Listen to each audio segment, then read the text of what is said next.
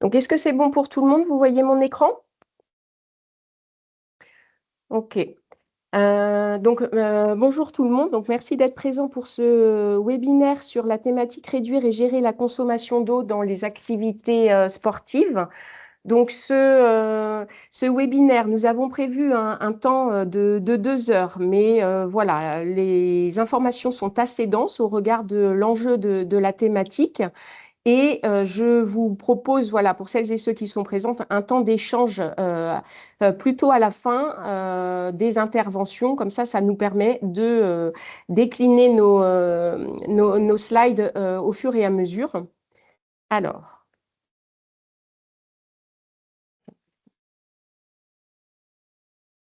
je suis obligée de mettre... Et je vous demande 2 petites secondes dans le cadre de... Hop, voilà, c'est parti. Donc, si vous voulez bien, déjà, je me représente. Donc, je suis Sévina Pelloin du Comité régional olympique et sportif de Bretagne et je suis chargée de mission développement durable des sports de nature. Donc, j'accompagne les organisateurs d'événements sportifs et le mouvement sportif breton vers cette démarche qualité.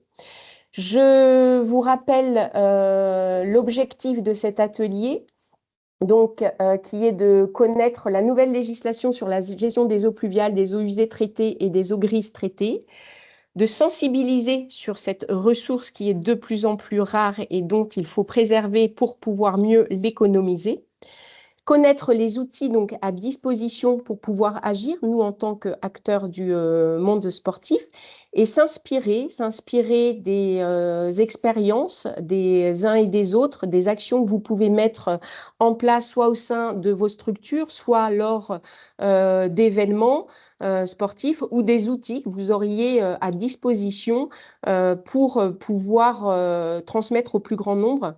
Pour ce webinaire, donc, on a la chance d'avoir trois intervenants. Donc, on va avoir Clément et Yann qui vont intervenir à deux voix au titre de la DREAL pour Clément et de l'ARS pour Yann.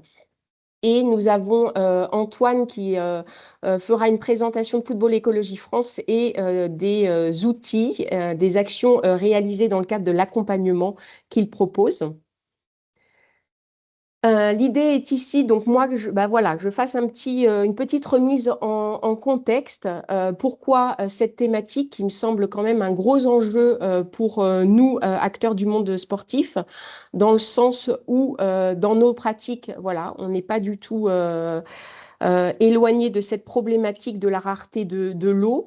Donc là, c'était un peu cette slide pour vous rappeler un petit peu tous les jours comment nous sommes concernés, que ce soit dans le cadre de nos activités au quotidien, personnelles et professionnelles. Mais voilà, une petite slide qui montre que l'eau visible que l'on utilise au quotidien, c'est 5%, hein. Donc là, l'eau que l'on voit dans nos activités telles que la vaisselle, l'hygiène, les douches, etc. Mais l'eau invisible représente 95%. Donc là, ça va être plus pour tout ce qui est la ressource nécessaire pour la production hein, du matériel, des objets, pour le transport, pour l'alimentation, qui est aussi un gros poste pour pardon, l'utilisation de l'eau.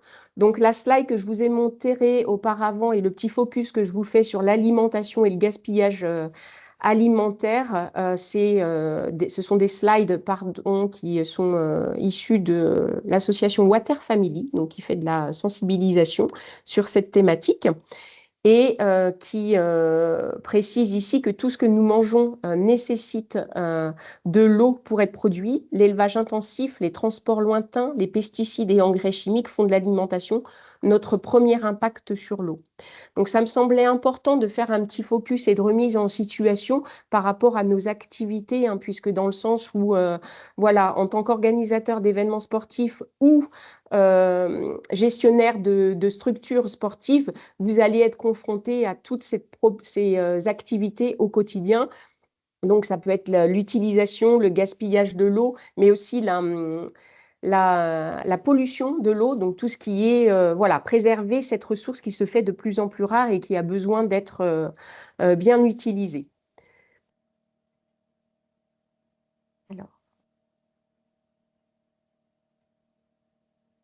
le contexte de la thématique, je suis désolée, je navigue un petit peu avec les écrans et ça a l'air de bugger de temps en temps.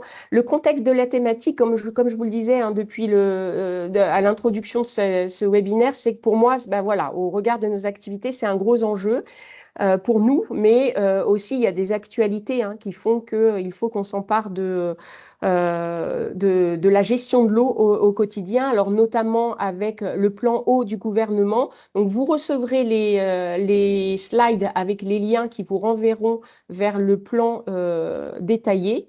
Mais voilà, à retenir dans ce plan, c'est qu'il met en avant la réutilisation des eaux usées traitées comme une mesure phare pour faire face aux défis de la gestion de l'eau. Ce plan ambitieux vise à développer 1000 projets de réutilisation d'ici 2027 et atteindre un taux de 10% des eaux usées traitées d'ici 2030 contre moins de 1% actuellement. Donc voilà, aujourd'hui, on a 2,8%, c'est le pourcentage d'eau douce sur Terre propre à la consommation humaine. Et voilà, rappelez que l'eau douce se trouve en grande partie dans les glaciers, mais également dans les nappes souterraines, les rivières et les lacs, ainsi que sous forme de vapeur d'eau dans l'air. Donc voilà, c'est une donnée qui me semble intéressante et qu'il faut avoir en tête pour cette notion justement de pollution de l'eau, vraiment avec les activités que nous pouvons avoir au quotidien pour le lavage de la vaisselle, pour le lavage de l'équipement sportif, voilà, avec des produits qui soient le plus naturels possible pour essayer de préserver cette ressource. Donc on en parlera plus largement hein, tout à l'heure lorsqu'on fera des focus sur l'événement et les structures. Le plan eau du gouvernement, voilà, il y a différents axes. Je vous ai mis ici les 3 axes principaux. Organiser la sobriété des usages pour tous les acteurs. Donc, compter la ressource, planifier son usage et l'économiser. L'axe numéro 2, optimiser la disponibilité de la ressource. Donc là, on va être sur réduire les pertes, valoriser les eaux non conventionnelles, améliorer et développer, lorsque cela est nécessaire, le stockage dans les sols, les nappes et les ouvrages. L'axe numéro 3, préserver la qualité de l'eau, donc ce dont je parlais à l'instant, prévenir les pollutions diffuses, préserver et restaurer le grand cycle de l'eau. Donc vous aurez le détail du plan eau du gouvernement. Je pourrais vous faire un lien également vers les ressources Water Family dont je vous ai parlé tout à l'heure. Alors ici, petit focus sur la Bretagne quand même, où il y a eu un communiqué de presse qui est sorti en août 2025 justement sur cette problématique de la ressource en eau. Donc, on voit, hein, j'ai mis le titre de ce communiqué de presse qui précisait un été globalement sec avec des pluies localisées, parfois importantes, mais des pluies insuffisantes pour recharger durablement les eaux de surface.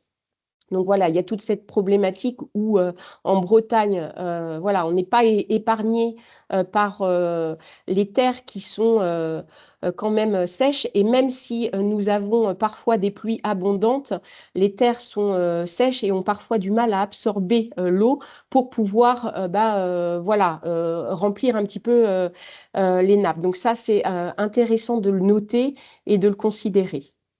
Donc, vous aurez les liens également vers cet outil pour l'évolution de la situation hydrologique sur la Bretagne. Donc, c'est une cartographie de Géo-Bretagne qui est ici. Je vous mettrai le lien. Le focus quand même avec nous, le mouvement sportif, sport et consommation d'eau. Donc, quelques chiffres qui au regard des quantités, voilà, nous montre quand même que c'est astronomique. Donc là, 9,5 milliards de litres d'eau sont consommés chaque jour par l'ensemble des parcours de golf de la planète. Alors attention, je fais des focus sur... là, je mentionne quelques disciplines sportives parce que ce sont des chiffres que l'on a. Ce sont des disciplines qui sont fortement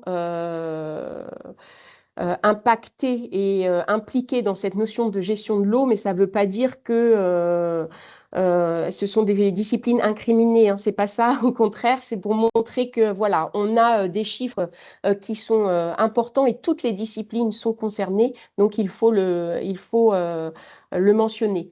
800 000 mètres cubes d'eau par les écoles de voile françaises pour le seul rinçage des divers matériels qu'elles utilisent. Donc coque de bateau, voile, combinaison, gilet. Donc là, ce sont différentes données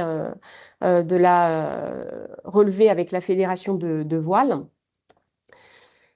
Vous avez l'actualité également avec la loi AGEC, donc sport et consommation d'eau, hein. Sur la loi AGEC, il y a des focus quand même sur le sport et les fontaines à eau contre le gaspillage.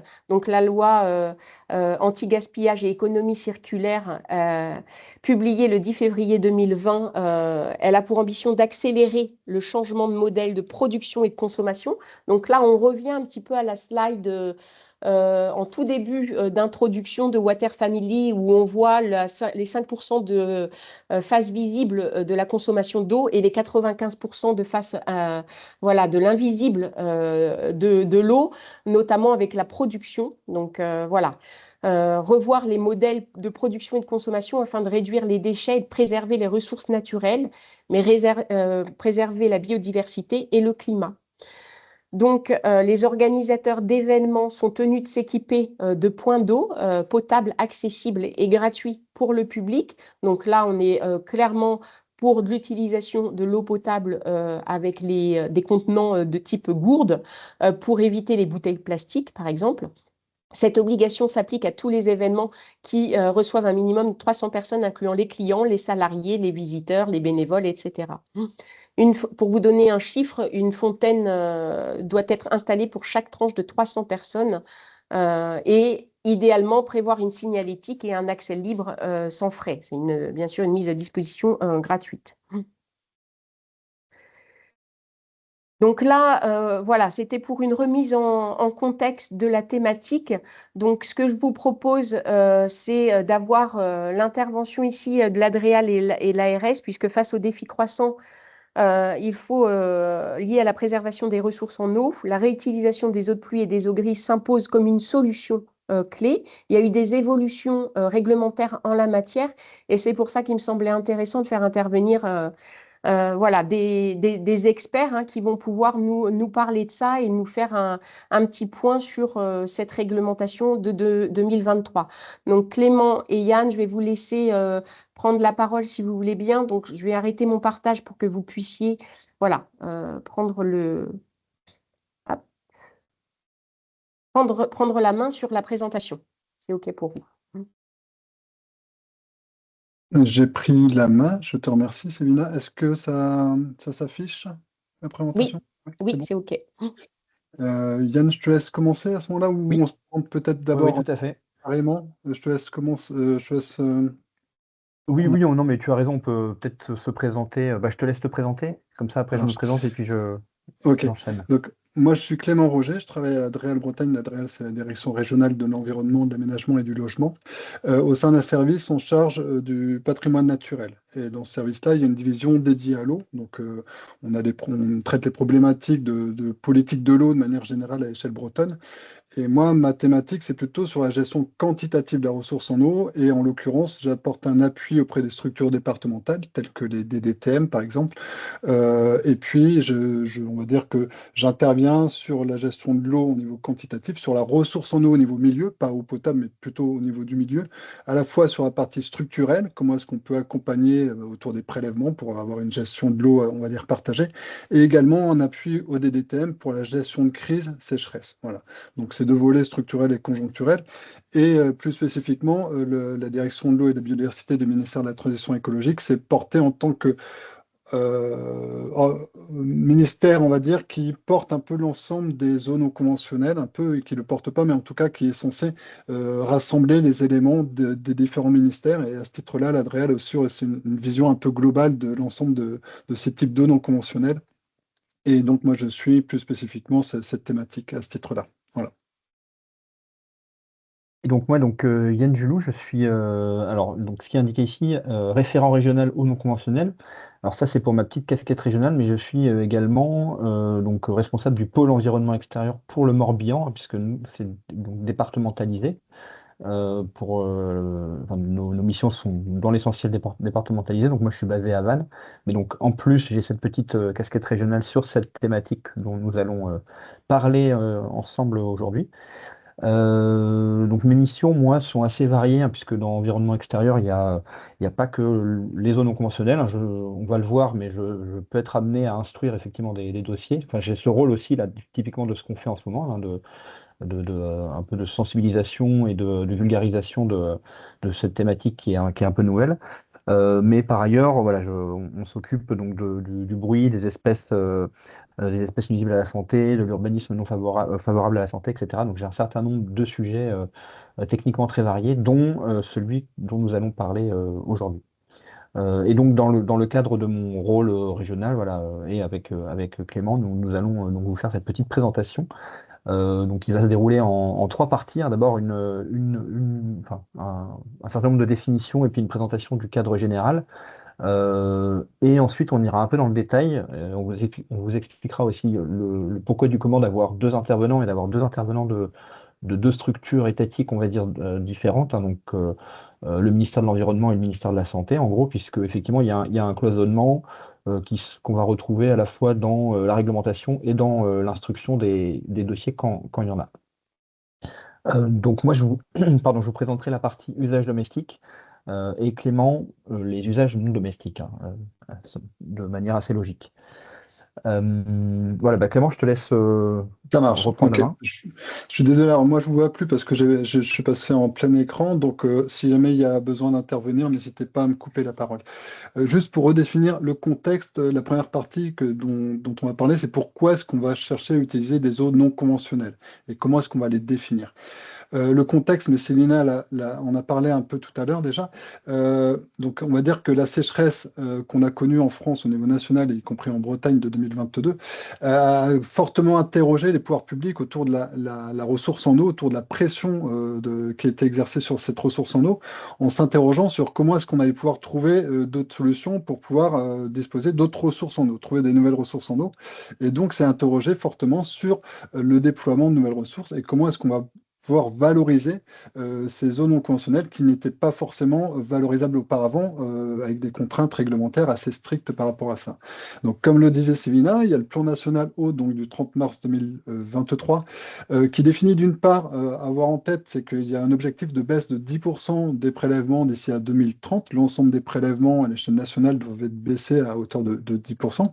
Mais également, il y avait un focus particulier autour des zones non conventionnelles dans ce plan national avec 5 actions spécifiques autour de ces zones non conventionnelles qui étaient donc d'un côté lever les freins réglementaires, instaurer des guichets uniques, mettre en place un observatoire et également positionner des appels à manifestation d'intérêt sur certaines stations d'épuration qui pouvaient être intéressantes en termes de valorisation des eaux rejetées par ces stations. Donc, il y a eu des grands chantiers réglementaires on va en parler après, qui ont touché les différents ministères, qui ont été engagés depuis 2023 et qui ont abouti aujourd'hui. Quel est l'intérêt de ces zones non conventionnelles? C'est d'un côté s'assurer de l'optimisation de la ressource en utilisant un maximum ces eaux avant qu'elles soient rejetées dans le milieu. Donc on a un principe de substitution d'un prélèvement direct dans le milieu au profit d'une eau qui était déjà prélevée et qu'on va réutiliser, on va dire qu'on va recycler ou réutiliser avant de la rejeter parce que on va dire en termes d'approche, on est dans un cycle global de l'eau. Au final, on prélève de l'eau en amont, l'utilise, on la rejette et elle rejoint les cours d'eau pour après, à terme, rejoindre la mer et puis, avec le cycle de l'eau, revenir par précipitation. Un des points d'intérêt aussi que je n'ai pas mentionné, et je m'en rends compte là, à ce niveau-là, c'est que ces eaux non conventionnelles, notamment les eaux issues de stations d'épuration qui sont réutilisées, donc les eaux de réhute, comme on va le dire, euh, elles ne vont pas rentrer dans le même champ de mesures de restriction en termes de gestion de la sécheresse. Ça veut dire que ces eaux-là, elles vont être un peu à part et quelqu'un qui a mis en place ce type de système n'aura pas les mêmes contraintes par rapport à quelqu'un qui va prélever sur le réseau d'eau potable ou qui réalise un prélèvement direct. Et ça peut permettre à certaines activités de perdurer, y compris en période de forte tension, période de sécheresse, là où d'autres vont être contraints par rapport aux mesures de restriction mises en place par le préfet via les arrêtés cas de sécheresse. Et donc, l'utilisation de ces eaux permet de maintenir une activité. En tout cas, c'est l'intérêt aussi qu'on peut avoir derrière de la valorisation de ces eaux. Juste sur la définition, qu'est-ce qu'on entend par eau non conventionnelle? On n'a pas de définition précise officielle, mais grosso modo, on va dire que c'est l'ensemble des eaux qui ne vont pas être prélevées directement. Alors, on met un petit bémol parce que on peut avoir des eaux prélevées, mais qui sont non potables, en l'occurrence. Mais on dira de manière générique, donc ce sont des eaux qui ne sont pas prélevées dans le milieu, mais en fonction de leur origine et de la qualité, on va pouvoir réutiliser certains types d'eau en fonction pour certains usages. Et justement, l'intérêt de ce webinaire, c'est de vous présenter dans le cadre de ce que vous portez comme action sportive, c'est de voir justement dans quel cas ça peut s'inscrire, vous, la mise en place de tel ou tel système, et pour pouvoir valoriser certains types d'eau, donc on peut citer les eaux de pluie, les eaux grises, les eaux de piscine, les eaux de pluie donc non potables, les eaux recyclées qui ont déjà été utilisées une première fois, et les eaux réutilisées en sortie de station d'épuration. Alors, donc, Yann, on commence, oui, on vas-y. commence à parler donc des usages. Donc, comme on disait, on va vraiment distinguer les usages domestiques des autres usages, hein, donc non domestiques qu'on verra après. Pourquoi? Simplement parce que, comme je disais, il y a un distinguo réglementaire qui est fait et le Code de la santé publique, hein, dont les ARS sont chargés, entre autres, donc, de la bonne application. Et donc ces usages sont codifiés, hein, comme on dit. Donc il y a d'abord, on va dire, les deux types d'usages qui restent sanctuarisés, hein, pour lequel, enfin qui restent une ligne rouge et pour lequel l'utilisation des eaux non conventionnelles n'est toujours pas permis, hein. Ce sont les usages alimentaires, pardon, donc tout ce qui est eau de boisson, préparation et cuisson des aliments, lavage de la vaisselle, arrosage des jardins potagers. Et les usages liés à l'hygiène corporelle, donc eau de douche, de bain, de lavabo, lavage du linge. Alors avec un petit bémol tout de même, là je me rends compte en relisant, c'est que les usages arrosage des jardins potagers et lavage du linge, on va le voir après, sont en fait finalement sortis, hein, de ces usages vraiment sanctuarisés. Euh, Ensuite, on a donc les usages liés à l'hygiène générale et à la propreté, donc évacuation des excrétas, lavage des locaux, lavage des véhicules au domicile, nettoyage des surfaces à l'échelle des bâtiments. Et enfin, donc les autres usages domestiques, alimentation en eau de piscine, des bains à remous, des systèmes collectifs de brumisation d'eau, les jeux d'eau, des fontaines décoratives, arrosage des toitures végétalisées et des espaces verts à l'échelle des bâtiments. Donc, ce qui est mis à droite, une notion importante, un usage domestique, c'est pas forcément un usage qui aura lieu dans le cadre seulement non professionnel. Ça peut tout à fait être un usage professionnel, c'est juste un usage voilà, qui a lieu à proximité ou dans un bâtiment. Donc, par exemple, l'évacuation des excrétas dans des bureaux est un usage tout à fait domestique. Et donc, par opposition, un usage non domestique sera un usage en dehors d'un bâtiment pour des usages extérieurs. Ce qu'on disait, c'est qu'on avait donc une réglementation qui était un peu en silo. On voit qu'on va avoir différents types d'eau non conventionnelles et en fonction donc on va citer les eaux à usage non domestique, les eaux domestiques et les eaux qui vont être utilisées pour l'agroalimentaire. C'est encore un volet particulier. Pour chacun de ces types d'eau, ça a été porté, le cadre réglementaire est porté par un ministère différent. Si on fait référence aux eaux non domestiques, donc c'est porté par le ministère en charge de la transition écologique. Et là, typiquement, ça va être la réutilisation des eaux usées traitées en sortie de station d'épuration, avec certains usages tels que l'irrigation, l'arrosage et les usages urbains. Donc on retrouve bien la notion d'usage non domestique, donc on est totalement en dehors des bâtiments, et c'est pour pouvoir utiliser en extérieur des eaux en sortie de station d'épuration. Le deuxième volet qui était piloté donc plutôt par le ministère en charge de la santé, c'est tout ce qui va être eau impropre à la consommation humaine. Et donc Yann va faire un focus justement là-dessus, c'est tout ce qui est au sein des usages domestiques, au sein des maisons d'habitation, au sein des locaux, des entreprises. Donc c'est tous ces types d'eau-là qu'on va pouvoir utiliser ou pas, plus ou moins, qui sont plus ou moins encadrés, pas pour des usages domestiques. Et enfin, le troisième volet, mais on ne va pas en parler aujourd'hui, c'est tout ce qui est eau dans les process agroalimentaires. Là, c'est piloté par le ministère en charge de l'agriculture.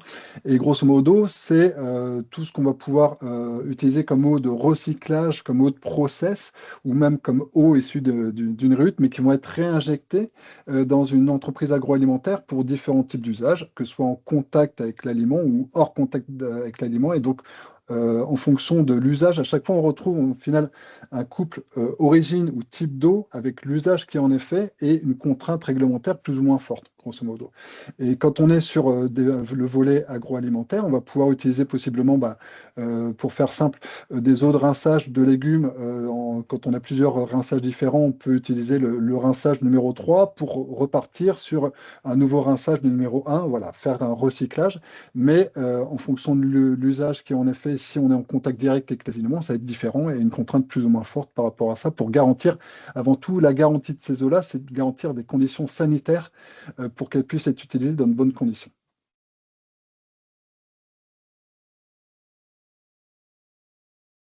Alors, donc je vais vous... Ah, j'ai perdu la... Est-ce qu'on voit toujours la présentation? Je ne la vois plus. Tu la vois plus? Pour... Alors, non, j'ai peut-être un petit souci.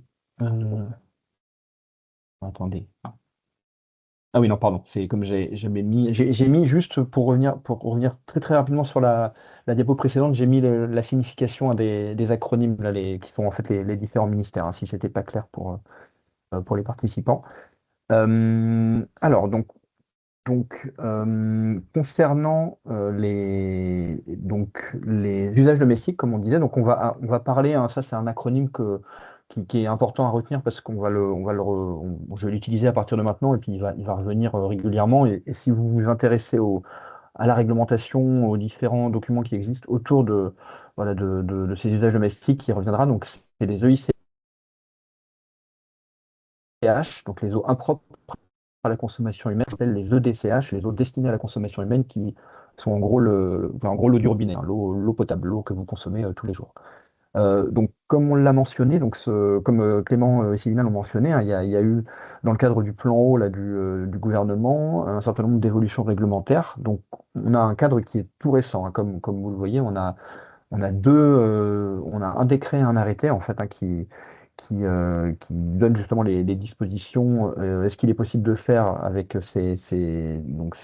avec les différents types d'eau et les usages domestiques, qui date du 12 juillet 2024, donc qui a un peu plus d'un an, puisque ces textes sont en application depuis septembre 2024. Euh, c'est Sachant que voilà, dans cette doctrine, il y a un certain nombre de choses qui ne changent pas par rapport à ce qu'il était possible de faire, hein, notamment sur les eaux de pluie. Donc ça, on va y revenir après. Ce qu'il faut savoir également, mais ça ne va pas nous concerner, on le verra également un peu plus loin avec le tableau récapitulatif, c'est qu'on attend encore, on attend encore des arrêtés en fait sur le mode expérimentation, puisque certains usages et certains couples usages type d'eau en fait s'inscriront sous ce futur mode. Mais pour les couples qui nous intéressent, on parlera plutôt voilà, d'usages qui sont déjà, d'un cadre réglementaire qui est déjà réglementé. Donc on peut passer à la diapo suivante. Donc de quel type d'eau on parle quand on parle de ICH, donc d'eau impropre à la consommation humaine. Donc Clément l'a déjà un petit peu mentionné tout à l'heure. On a d'abord les eaux brutes, hein, les eaux issues du milieu naturel, avec ce qui apparaît en gras ici, les eaux de pluie, hein, puisque c'est ce gisement surtout qui est intéressant. Et encore une fois, donc ça, c'est une doctrine qui ne change pas, hein, puisqu'il était déjà possible. Il y avait des textes qui dataient de 2008, mais qui ont été abrogés, hein, puisqu'ils sont repris. Enfin, la doctrine de ces textes est reprise dans les textes actuels, qui permettaient déjà un certain nombre d'usages pour les eaux de pluie récupérées. Eau de pluie, alors c'est pas indiqué ici, mais ça doit être indiqué un peu plus loin. Il est important de le préciser, issu de toitures non accessibles. Ce qu'on appelle eau de pluie au sens des textes qu'on va voir, donc ce qu'il est possible de faire, ce ne sont pas les eaux de ruissellement qui ruissellent sur le sol, par exemple. On a donc également les eaux douces, qui sont voilà, en gros les eaux issues de rivière ou d'un étang, par exemple. Eau de pluie et de forage à usage domestique. Donc ça, c'était donc sous la catégorie eau brute. On a donc les eaux grises, donc issues de lavabo et de douche. Ça n'inclut pas les eaux issues, les eaux de cuisine, en gros les eaux issues d'évier.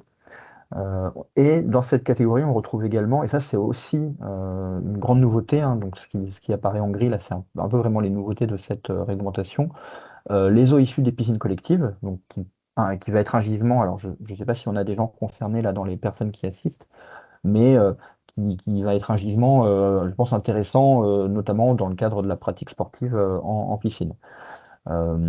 Donc sur cette partie eau grise est une nouveauté, hein, le fait qu'on ait possibilité voilà, d'utiliser donc, qu'il y a un certain nombre d'usages qui soient possibles pour ces eaux grises traitées, hein, toujours, je le précise, c'est important, et y compris donc ces eaux issues de piscines collectives, c'est quelque chose qui est donc nouveau. Et en rouge, puisque donc ça, ce sont des types d'eau qui pourront potentiellement être utilisés pour certains usages, mais sous le régime de l'expérimentation, c'est ce que je disais à la diapo précédente, mais ça va moins nous intéresser puisqu'on est quand même sur voilà, des typologies d'eau, entre guillemets, plus à risque d'un point de vue sanitaire. On est sur les eaux vannes, en gros les eaux noires, les eaux de toilette, et tout ce qui est eau spéciale des établissements de santé. Alors nous, c'est un sujet important au niveau de l'ARS. Après, ça va moins nous concerner.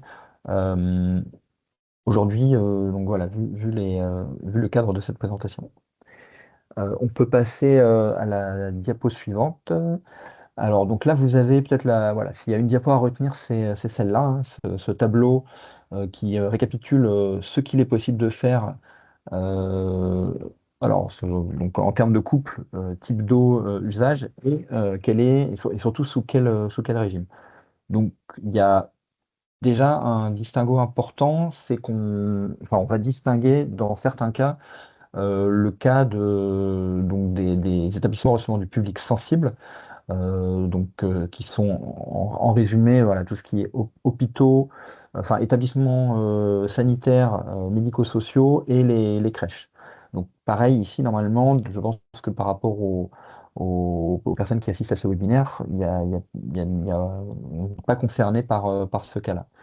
Donc ce qu'on peut voir, c'est que tout ce qui est eau de pluie, il y a donc un certain nombre d'usages possibles, hein, on les voit ici, lavage du linge, lavage des sols en intérieur, alimentation des fontaines décoratives, arrosage des jardins potagers, évacuation des excrétas, lavage des surfaces extérieures, dont le véhicule au domicile, arrosage des toitures et murs végétalisés, et des espaces verts à l'échelle du bâtiment. Donc comme je le disais tout à l'heure, vous voyez que tout ce qui est usage alimentaire et usage lié à l'hygiène corporelle reste interdit d'ailleurs dans tous les cas, hein, ça reste une ligne rouge.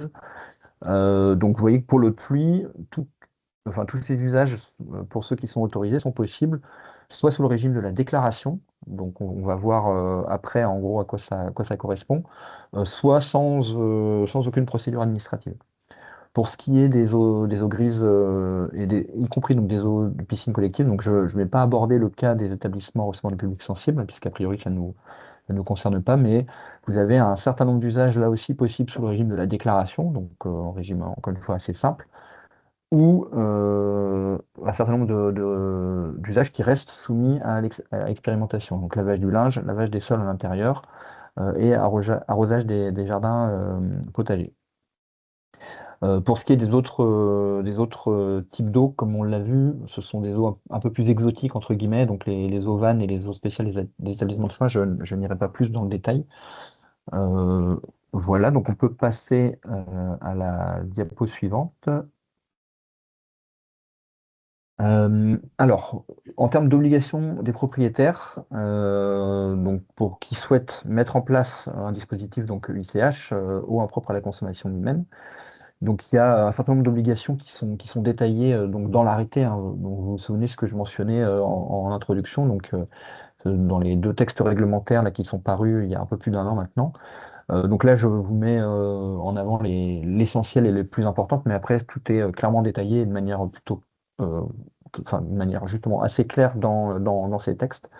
Donc il y a différentes choses. Il y a notamment un contrôle de conformité avant la mise en route du dispositif, avec la mise en place d'une signalétique, enfin, d'une information pour bien clarifier qu'il y a un réseau du coup de ICH qui est mis en place. Donc une obligation de double réseau, hein, je ne crois pas que ça soit mis clairement ici, mais c'est ce qu'il faut retenir, hein, c'est qu'il y a une obligation voilà, de créer un réseau spécifique de ICH. Une obligation d'autosurveillance, donc avec deux classes. Alors, j'ai pas détaillé ici les paramètres, puisque ça serait peut-être aller un petit peu dans le détail encore une fois, pour une première introduction, enfin une introduction au sujet. Donc, avec des paramètres bactériologiques, hein, on retrouve E. coli normalement, notamment, qui, je pense, doit vous parler, et certains paramètres physico-chimiques. Des contrôles, donc ces paramètres doivent être contrôlés suivant le cadre dans lequel on s'inscrit, donc c'est le tableau d'avant, une à deux fois par an. Là, je donne là l'exemple des eaux grises ou des eaux de piscine. Une obligation de maintenance et d'entretien, avec un référentiel qui est en cours de définition, et donc je mets la labellisation à venir avec un point d'interrogation, puisque c'est un point qui n'est pas encore clair. La tenue d'un carnet sanitaire, donc là encore pour le propriétaire du réseau. Et en termes de risque sanitaire, justement, dès qu'il y a suspicion, hein, mais qui repose sur le propriétaire, hein, dès que le propriétaire du réseau suspecte voilà, un dysfonctionnement, soit parce qu'il y a des contrôles, donc l'autosurveillance revient avec des résultats qui ne sont pas bons, par exemple. Donc c'est de la responsabilité du propriétaire de suspendre en fait le dispositif et d'alerter l'ARS si il a entre guillemets besoin de support, ou s'il estime qu'il y a un risque sanitaire à plus grande échelle. Et dernier point important en termes de stockage, une obligation de limiter la stagnation, une obligation de protection des réservoirs, notamment contre l'élévation de température, les températures importantes, donc, qui peut engendrer un risque en termes de légionnelle, et stockage après traitement limité à 72 heures. On peut passer à la diapo suivante. Donc, les points de vigilance sur le plan sanitaire, hein, qui sont les messages qu'on fait passer on va dire aux personnes intéressées par la mise en place d'un tel dispositif, d'un dispositif ICH. Donc, en termes de risques liés au type d'eau, on a évidemment des risques qui sont très variables et qui dépendent grandement, hein, de facteurs environnementaux. Donc, c'est très difficile d'avoir une vision, enfin de pouvoir dire, pour ce type d'eau, il y a ce risque-là. Il faut évidemment après regarder au cas par cas. Mais pour ce qui est les eaux de pluie, donc EDP, indiqué ici, donc une variabilité importante en termes de contaminants. L'impact du stockage, évidemment, hein, c'est pour ça que j'insistais sur ce point juste avant. Et je l'ai mentionné tout à l'heure, l'importance de bien respecter l'aspect non accessible voilà, des toitures. Donc, encore une fois, on ne parle pas d'eau de ruissellement, de parking ou ce genre de choses. Et donc, bon, évidemment, les eaux grises traitées, EGT, une qualité qui va dépendre fortement voilà, de l'eau qu'on aura avant. Et évidemment, j'enfonce un peu des portes ouvertes, mais du niveau de traitement qu'on proposera. Le point presque le plus important, c'est ce que j'ai mentionné, hein, l'obligation de double réseau, et donc l'interconnexion des réseaux. Donc vraiment une disconnexion surtout qui doit être absolue entre le réseau d'eau potable et donc le réseau EICH, donc d'eau impropre à la consommation humaine, avec une obligation notamment d'avoir une transverse totale, hein, pour si à un moment il y a un dispositif d'appoint, je pense, ce qui se fait classiquement pour des chasses d'eau, pour une évacuation des excréta qui va se faire avec de l'eau de pluie, par exemple, où il y aura forcément un appoint en eau potable qui sera fait. Il y a une obligation, voilà, vraiment que ces deux réseaux soient séparés et qu'il y ait une disconnexion totale entre ces deux réseaux. Et enfin, le cas des personnes vulnérables, alors c'est vrai que c'est moins vrai, je pense. Ça, c'est plutôt des remarques qu'on fait encore une fois, quand on a des ERP sensibles, des établissements recevant du public sensible intéressés par ce type de projet. Donc, personnes âgées, femmes enceintes, jeunes enfants, personnes immunodéprimées. Donc, c'est l'esprit, enfin, c'est l'idée aussi d'avoir vraiment une attention particulière qui sera donnée aux projets qui auront lieu dans ces établissements, avec un niveau de validation, entre guillemets, des projets qui sera un peu plus fort. puisqu'on a effectivement des risques, pour une exposition équivalente, on va avoir des risques plus élevés pour ces populations fragiles. On peut passer à la diapo suivante, qui je pense est de la dernière pour les usages domestiques. Donc le positionnement de l'ARS sur ce sujet, hein, comme vous l'avez compris, et on l'a dit en introduction, qui est un sujet nouveau, hein, donc qui est aussi un sujet voilà, qu'on commence, enfin, qui est en voie d'appréhension, hein. D'ailleurs, moi, je ne l'ai pas signalé, mais mon rôle, c'est aussi en interne vraiment de faire de la vulgarisation et de la diffusion de cette réglementation et puis au sein de nos équipes. Donc notre rôle, nous, ARS, hein, c'est pas d'encourager ou non le recours aux zones non conventionnelles, mais vraiment de s'assurer donc, du respect de ce nouveau cadre sanitaire et de l'absence de risque sanitaire en cas d'exposition du public. Donc ça, c'est plus pour la partie REUT, donc Clément va vous parler ensuite, puisqu'on peut être aussi, on peut être aussi sollicité sur ce type de projet, mais ça, je vais le laisser présenter d'abord tout ce volet. Donc sur la partie vraiment EICH, usage domestique, notre rôle, c'est aussi, hein, comme je peux le faire de manière ponctuelle, d'accompagner les porteurs de projets hein, qui seraient intéressés par la mise en place de ce dispositif. Donc je laisserai aussi mon contact, hein, évidemment, si vous souhaitez, si vous êtes intéressé par ce type de projet. Sachant que le prérequis, mais ça a été un peu mentionné en introduction, c'est qu'évidemment, avant de se lancer sur ce type de projet, ce qui est important, c'est d'avoir une maîtrise et une bonne connaissance des réseaux intérieurs, hein, quand on parle d'infrastructures type piscine, gymnase, etc. Une maîtrise des consommations en termes d'eau potable, pour être sûr que déjà à ce niveau-là, tout ce qui aurait pu être fait a été fait en termes d'amélioration et de baisse notamment des prélèvements. Et donc l'utilisation des EICH doit venir dans un second temps, une fois identifiées et idéalement mise en œuvre les solutions d'économie d'eau, ce que je disais juste avant. Évidemment tout ce qui est maîtrise des fuites à l'échelle des bâtiments. Et voilà, et le dernier point, je l'ai déjà mentionné, hein, les points d'intention, interconnexion, exposition du public sensible, risque légionnel.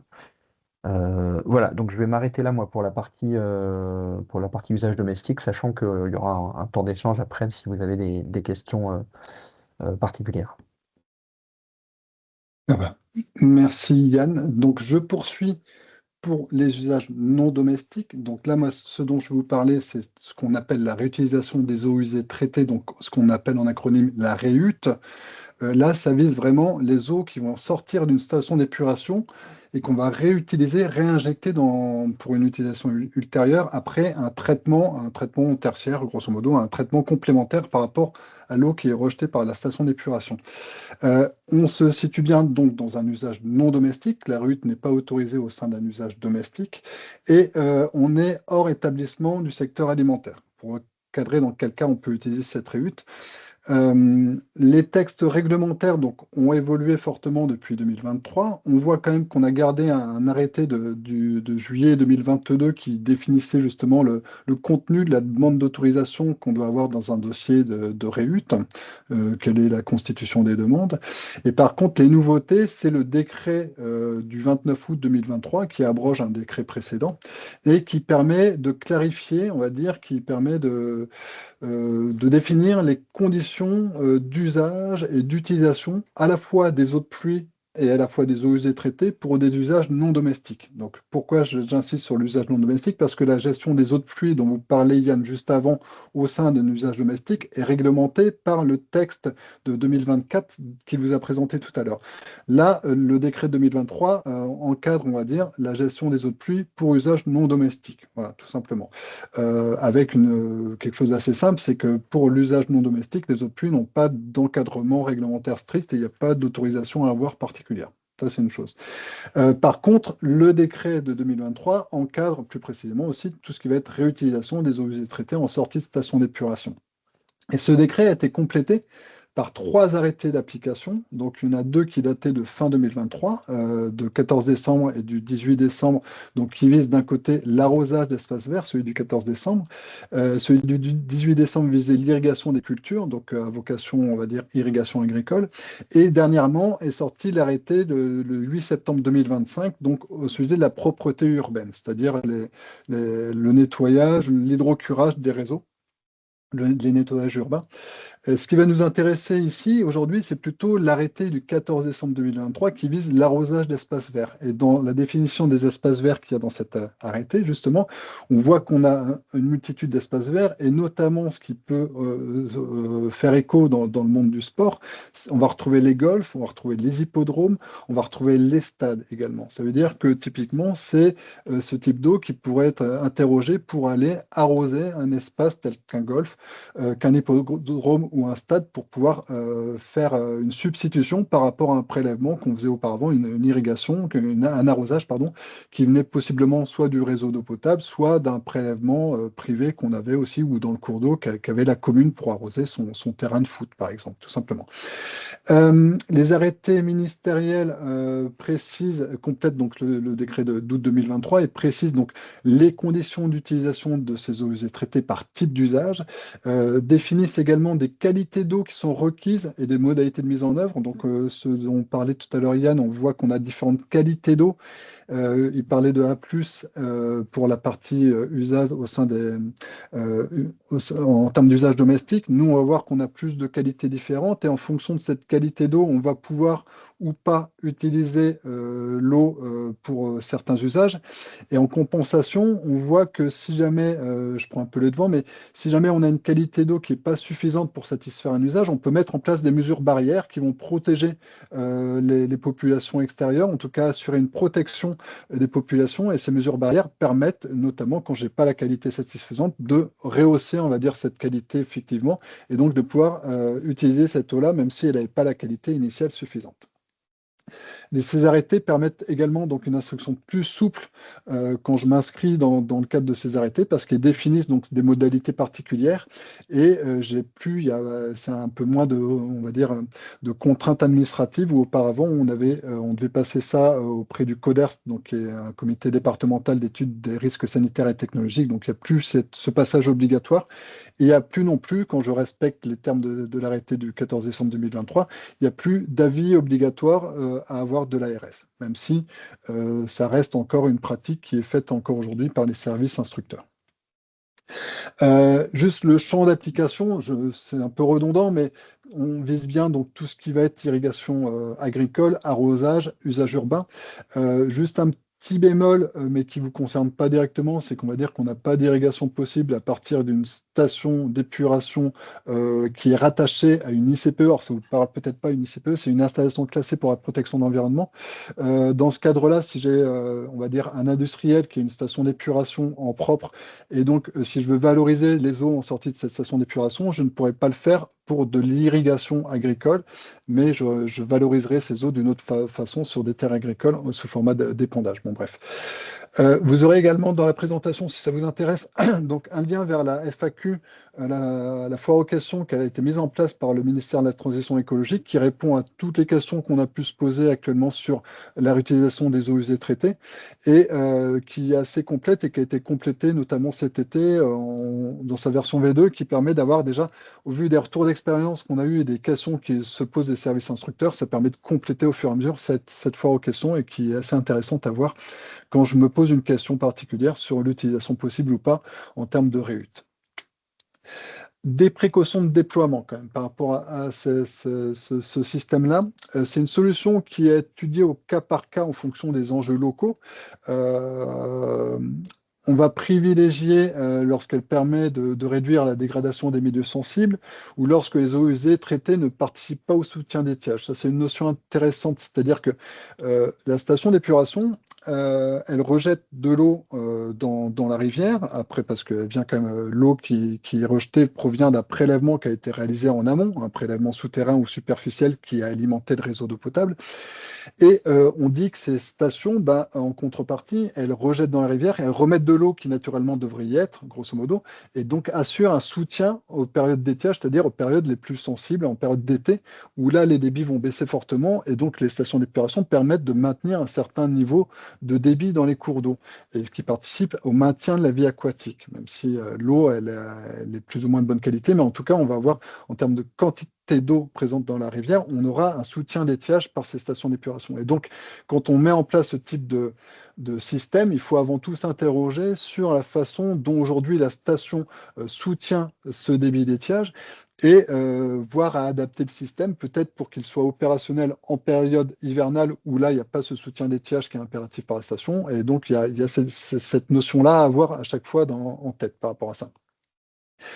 Ces notions, comme tout à l'heure pour les EICH, doivent s'articuler systématiquement avec un prérequis de maîtrise de la consommation d'eau et de sobriété des usages. C'est-à-dire que n'importe quelle collectivité ou industriel qui veut mettre en place ce système pour qu'il puisse bénéficier notamment de subventions qui peuvent être faites par l'agence de l'eau.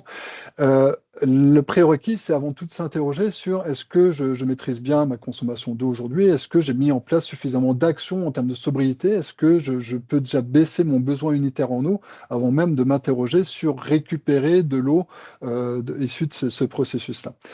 Et ça s'inscrit également dans un cadre global de stratégie territoriale de la gestion de l'eau pour faire face à la vulnérabilité de la ressource au changement climatique. Donc faire face également aux sécheresses qu'on va avoir de plus en plus prégnantes, de plus en plus présentes d'année en année avec le changement climatique. Donc ça pourra s'inscrire également dans des actions à mettre en place pour tout ça. Tout ça, ce que je vous dis, ça vient d'un rapport qui a été sorti au niveau ministériel en octobre 2023 qui visait à faciliter le recours aux zones non conventionnelles. Donc attention, j'ai bien mis en dessous, il y a un warning à avoir, c'est la prise en compte de l'incidence des projets de réhute vis-à-vis des milieux, donc quel impact sur le débit des cours d'eau. Et à ce moment-là, ça veut dire qu'on doit toujours peser, les services instructeurs vont peser la balance entre les gains qu'on va avoir en termes de ressources en eau, ça permet d'éviter en effet d'avoir une pression trop forte à certaines périodes de l'année sur la ressource en eau, mais par contre, il faut mettre dans la balance, voir l'impact environnemental que ça pourrait avoir. Juste pour finir sur cette question-là, une dernière diapo qui vous présente concernant la réutilisation des eaux usées traitées, quels sont les services qui vont être en charge de l'instruction et du contrôle de ces prescriptions. On retrouve toujours le couple type d'eau ou origine de l'eau avec l'usage qu'on va avoir. Donc on voit que dans le tableau, on a deux types d'eau de sortie de station d'épuration, soit urbaines, donc qui sont soumis à la loi sur l'eau, soit industrielles, soumis à la réglementation au régime des installations classées. Et en face, on a différents usages, arrosage, irrigation, urbain, ICPE, autres. Et en fonction de ce croisement, on va avoir des services instructeurs et des services de contrôle qui vont être différents. Pour ce qui nous concerne aujourd'hui, moi, ce que je pense par rapport au public qui est ici, c'est plutôt que ça va être l'arrosage d'espaces verts qui vous intéresserait le plus, et auquel cas ce sont les DDTM, donc les directions départementales des territoires et de la mer, qui vont être les services instructeurs et qui assureront également le contrôle des prescriptions. Donc si jamais vous êtes intéressé, amené à vous poser des questions spécifiques là-dessus, je vous remets dans cette diapo les guichets uniques autour de la réhute qui ont été mis en place au sein de chaque département. Donc ces guichets uniques se situent au sein de chaque DDTM dans les services environnement des DDTM, grosso modo. Donc on a 4 adresses mail différentes, une pour chaque département. Et juste pour repréciser que le rôle de ces guichets uniques n'est pas d'assurer l'instruction, ou comme on peut avoir des fois de guichets police de l'eau qui sont uniques, mais plutôt d'orienter le pétitionnaire vers le service instructeur compétent pour le dépôt d'un dossier.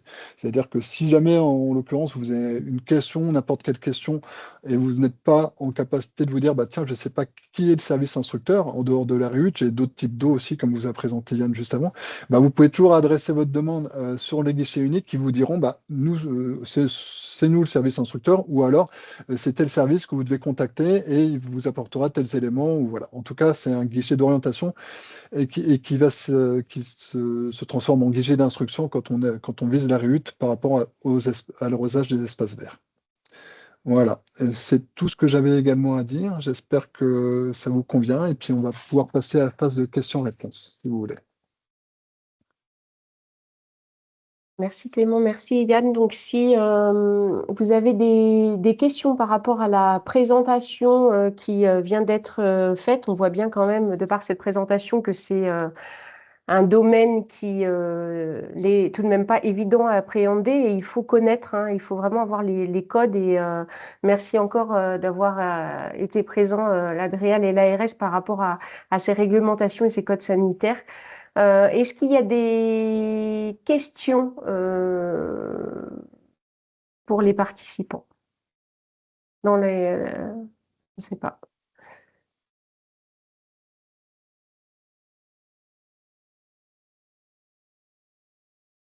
N'hésitez pas à activer les micros, lever la main. Juste moi, une question par rapport à une slide sur l'obligation des propriétaires. Donc, il y avait une slide que Yann a présentée par rapport à la signalétique spécifique, la tenue du carnet sanitaire. Tout ça, ce sont des documents ou des affichages que l'ARS peut mettre met à disposition. Non, non, non, non parce que, enfin, encore une fois, là, alors oui, j'aurais dû insister sur ce point. L'esprit, enfin, l'esprit de cette nouvelle réglementation, c'est que c'est vraiment, euh, enfin, j'allais dire, tout repose sur le propriétaire du réseau. C'est-à-dire que nous, alors certes, l'ARS a un pouvoir de police pour aller contrôler, mais dans les faits, n'a pas les moyens et ne fait pas en fait ce genre de contrôle, surtout enfin, surtout que pour l'instant, encore une fois, on est sur un sujet émergent.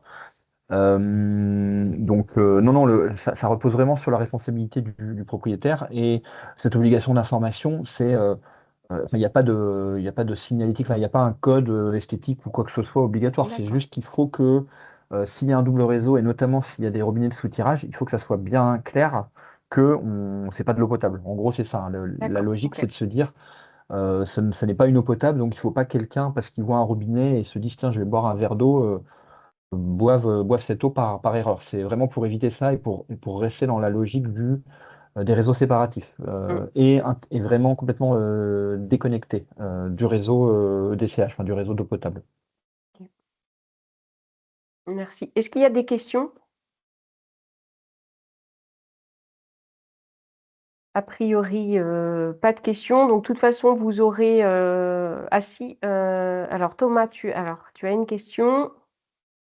Oui, j'ai une petite question. Merci pour la qualité de vos interventions, d'experts. Et moi, j'avais une question parce que là, on a du mal à. On se mélange un petit peu dans le vocabulaire, les abréviations, ICH, plusieurs choses. Et puis, ça concerne l'eau en général et pas que le sport. Est-ce que, à terme, plus tard, hein, enfin, il y aura des formations plus spécifiques au monde du sport, dans les infrastructures, dans les vestiaires ou dans l'alimentaire, mais parce que là, ça fait trop de choses à retenir et c'est trop complexe, ça touche trop de domaines plus que le sport peut-être. Voilà. Merci Thomas pour la question. Alors en effet, là, c'était une réglementation quand même, hein, mais comme l'a dit Yann tout à l'heure, c'est émergent tout ça, donc c'est très global dans la présentation. Il y a des acronymes, il y a voilà une expertise que vous avez et que nous on doit appréhender. On va dire ça comme ça. Donc c'est vrai que euh, voilà, peut-être qu'à terme, en effet, quand tout ça va être appréhendé petit à petit, il y aura des éléments plus spécifiques pour le sport. Peut-être que l'Adréal, l'ARS, voilà, je sais pas, s'orienteront et feront des formations ou des documents à terme pour le sport. Je sais pas, Yann ou Clément, si vous voulez. Euh, oui, bah, je peux rebondir parce que bah, dans tous les cas, Célina, tu te souviens, hein, ça rejoint un peu les discussions qu'on avait en préparation de ce webinaire, hein. C'est vrai que cette réglementation, donc comme ça a été rappelé, enfin pour la partie ICH, hein, j'entends, enfin, et, bon, la Réut c'est pareil, mais et effectivement c'est quelque chose de nouveau, hein, entre guillemets, le point d'entrée c'est vraiment les usages, comme on disait, donc certains de ces usages peuvent être pertinents à considérer dans le cadre de la pratique sportive. Donc c'est vrai que cette réglementation, elle va pas enfin, elle a déjà beaucoup évolué, donc elle n'est pas amenée à évoluer. Par contre, effectivement, là, on est dans cette phase où justement, un peu ce qu'on fait aujourd'hui, là, pour l'instant, de manière très, euh, j'allais dire, de manière juste faire une vulgarisation globale, mais pas forcément très adaptée à tel ou tel secteur. Ce que je disais, enfin, ce qu'on s'était dit aussi dans la préparation, c'est que l'idée, c'était d'essayer de pointer plutôt ce qui nous semblait le plus pertinent dans le cadre de la pratique sportive. Donc, bon, moi, je l'ai mentionné à quelques moments, les eaux de piscine notamment. Après, effectivement, quand on parle de piscine, c'est ce que je disais, on parle, enfin, ce sont les propriétaires, hein, des piscines qui peuvent mettre en place ce genre de projet, encore une fois, on parle d'installation de double réseau. Enfin, ce sont des choses pas anodines et qui représentent des investissements importants. Donc, c'est vrai que nous, enfin, Clément comme moi, nous, les projets qu'on voit passer pour l'instant, enfin, ou les projets dans lesquels on est inclus dans les phases amont, c'est plutôt effectivement des collectivités. Mais ce qu'on disait, c'est qu'il peut y avoir voilà, des propriétaires de gymnases, des fédérations, enfin, qui peuvent être intéressés par ce type de projet. Sur la partie piscine. Après, sur la partie, tout ce qui peut se faire au sein des gymnases, des vestiaires, etc., là, effectivement, c'est pareil, c'est plus les propriétaires de ces infrastructures qui vont pouvoir décider de s'engager dans de telles démarches. Après, ce qu'on se disait, c'est que aussi, vous, enfin les fédérations, tous les acteurs du sport, déjà d'être au courant que ce sont des choses possibles, euh, ce sont des acteurs qui sont inclus dans les réflexions que poussent les collectivités, notamment sur voilà, les économies d'eau, les éventuelles améliorations qui peuvent être faites au niveau des infrastructures, dont la potentielle installation de dispositifs EICH. Donc ça nous semblait aussi important voilà, de pouvoir, dans un premier temps, vraiment euh, partager, essayer d'expliquer cette nouvelle réglementation. Après, effectivement, dans le concret, voilà, c'est sûr que, comme on disait, ça sert à rien de vous présenter les cas qui concernent les eaux spéciales des établissements de soins. Enfin, il y a tout un pan de cette nouvelle réglementation qui qui va pas concerner du tout le monde du sport. Mais certains usages, comme je disais, liés aux piscines, voilà, liés tous les usages domestiques finalement qu'on retrouve au sein de gymnases, de vestiaires, tout type d'installation, finalement se retrouvent, voilà, sont des usages qui peuvent concerner le monde du sport. Mm. Complètement. Et c'est vrai que comme c'est émergent, il faut que tout le monde bah voilà, soit sensibilisé et informé pour pouvoir justement peut-être s'emparer des dispositifs et de cette réglementation et de mettre en place ça pour pouvoir avoir des retours d'expérience qui parleront certainement, voilà, plus on va s'emparer de ça, il y aura des retours d'expérience qui seront vraiment spécifiques au sport et qui viendront inspirer, bah, nous inspirer, nous, mouvements sportifs. Mais c'est vrai que là, au regard voilà, des personnes qui sont présentes, il y a quand même tout ce qui est nettoyage des vélos, des motos, pour les bases nautiques, donc des canoës, les équipements nautiques, etc. Donc, il y a vraiment quand même un potentiel de mettre en place cela. Et ben voilà, il faut des retours d'expérience pour pouvoir inspirer et se dire, ben voilà, il y en a qui ont appréhendé ça, qui l'ont fait, comment moi aussi je me lance et j'y vais.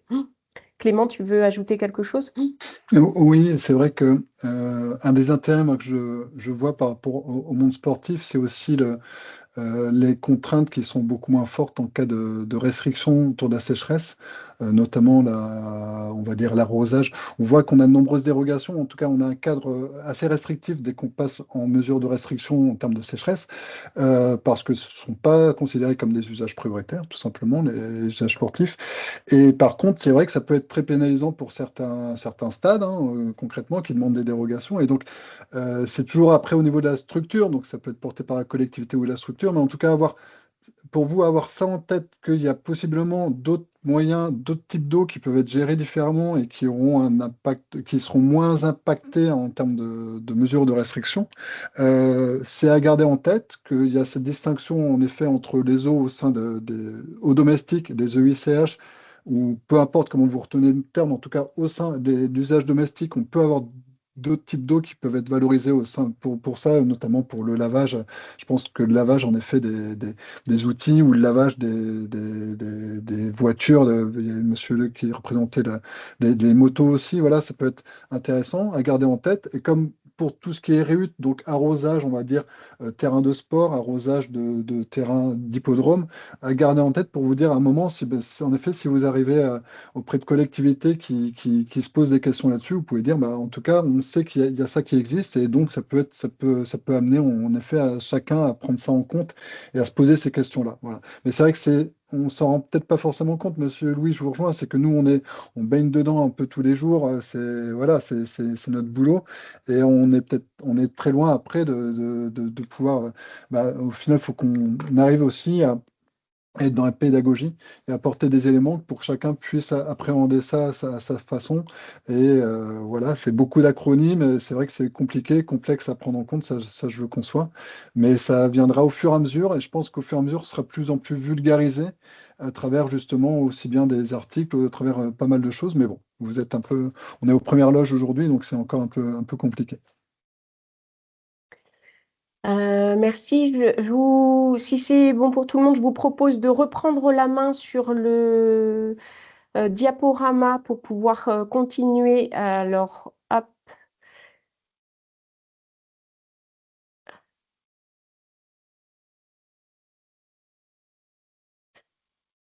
Continuer la présentation. Donc là, pour revenir un petit peu donc il y a eu cette intervention sur la réglementation, sur les différents usages. Pour revenir un petit peu sur nous, pratico-pratiques pour le sport, il y a quand même voilà, des chiffres que l'on a donnés tout à l'heure, mais aussi des focus événements que je peux faire. Donc là, pour remettre dans le contexte, hein, le Cross Bretagne, donc dans le cadre de ma mission, va accompagner par le biais d'une charte les organisateurs d'événements sportifs. Mais là, je vais faire un focus événement, mais il y aura aussi un focus structure, puisque le Cross est en train aujourd'hui d'écrire une nouvelle charte pour accompagner les structures qui souhaitent s'engager dans la démarche qualité. Donc, même si ce que l'on met en place sur les événements est transposable au sein des structures, il y a des actions spécifiques qui pourraient être liées simplement aux structures. Donc voilà, juste pour vous dire, focus événement, encourager à passer à l'eau du robinet. Donc toujours pour ce souci d'éviter les déchets, les bouteilles plastiques. Donc informer sur la qualité de l'eau du robinet. Donc là, l'ARS étant avec nous, ça va être très bien parce qu'en fait, il faut quand même le spécifier que l'eau est le produit alimentaire, ben, en tous les cas, qui est très contrôlé. Donc voilà, parfois ça fait peur d'utiliser l'eau du robinet parce qu'il y a des chiffres qui peuvent dire oui, mais il y a des résidus médicamenteux, etc. Donc voilà, c'est très contrôlé. Donc 252 paramètres, hein, là on le voit et qui sont analysés.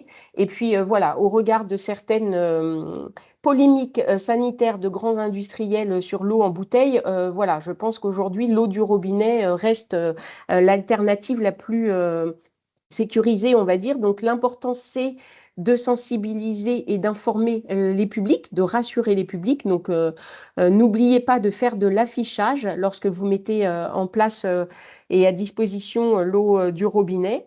Donc, se raccorder au réseau d'eau courant. Donc, vous avez la possibilité de louer une citerne pour des événements qui pourraient être un petit peu reculés et qui n'auraient pas forcément l'accès à l'eau potable directe. Il y a des citernes hein, maintenant, hein, les gestionnaires de l'eau ont mis en place des dispositifs qui sont quand même intéressants. Je parle notamment sur certaines zones de ravitaillement pour des trails qui vont être un petit peu éloignés et qui ne peuvent pas être raccordés directement.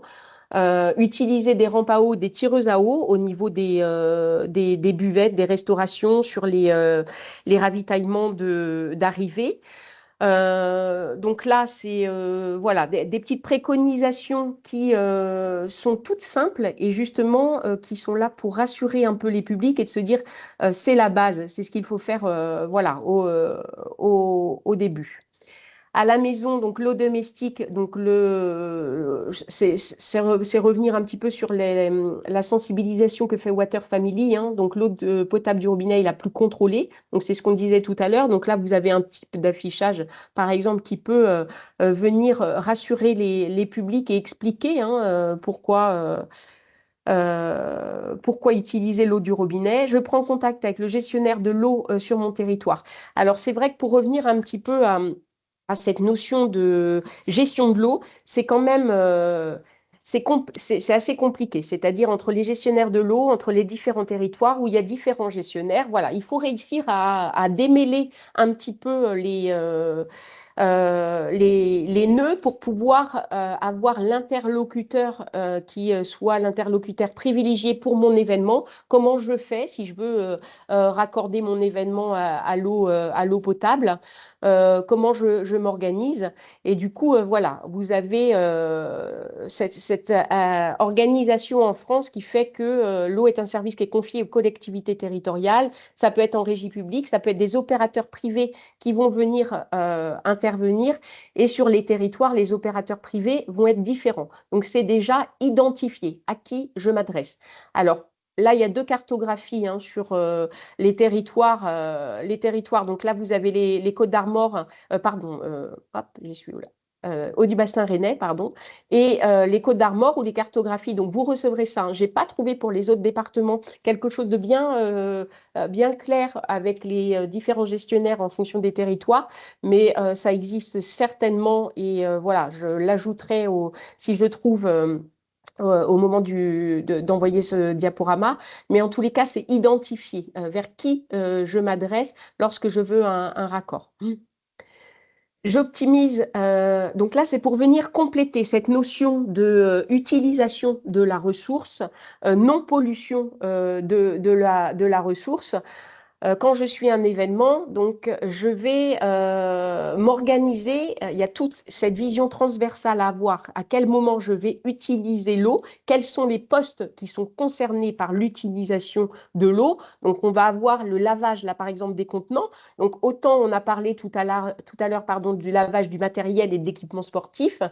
On va avoir aussi au niveau de l'espace buvette-restauration, tous ces contenants qui sont la vaisselle, etc.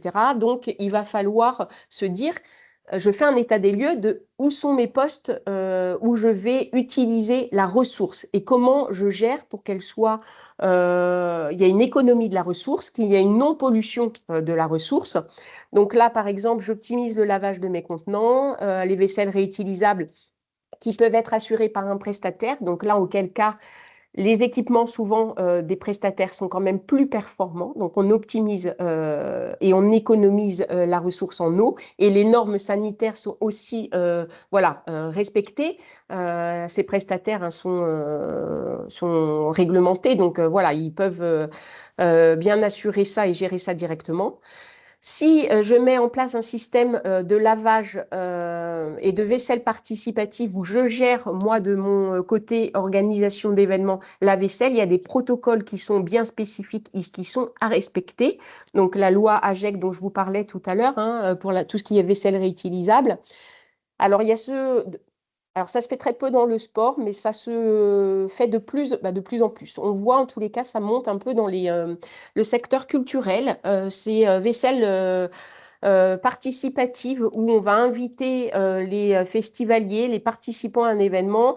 Donc là, c'est toujours pareil, hein, responsabiliser un petit peu les personnes à faire sa vaisselle et utiliser différents contenant d'eau pour optimiser la ressource en eau. Donc la vaisselle participative, il faut savoir que le collectif des festivals a expérimenté ce dispositif et a fait un protocole qui a été réglementé et les normes ont été, il y a des normes à respecter et tout ça a été bien spécifié. Donc vous pouvez vous saisir de ça si jamais vous avez envie de pas faire appel à un prestataire, mais de gérer vous de votre côté si vous n'avez pas de lave-vaisselle, par exemple, pour l'événement. Je laisse Je laisserai tout à l'heure Antoine faire part un petit peu des retours d'expérience justement sur comment laver la vaisselle sur certains événements. Il y a des retours d'expérience dans le foot qui se sont faits. Donc, je lui laisserai prendre dans sa présentation le mentionner. Focus structure. Donc là, c'est au quotidien, hein, ça veut dire dans les douches, dans les sanitaires, les toilettes, auprès des fontaines à eau, etc. Qu'est-ce que je fais? Je sensibilise en mettant de l'affichage. Donc ça revient un petit peu à ce qu'on disait tout à l'heure, la qualité de l'eau du robinet, les économies de la ressource.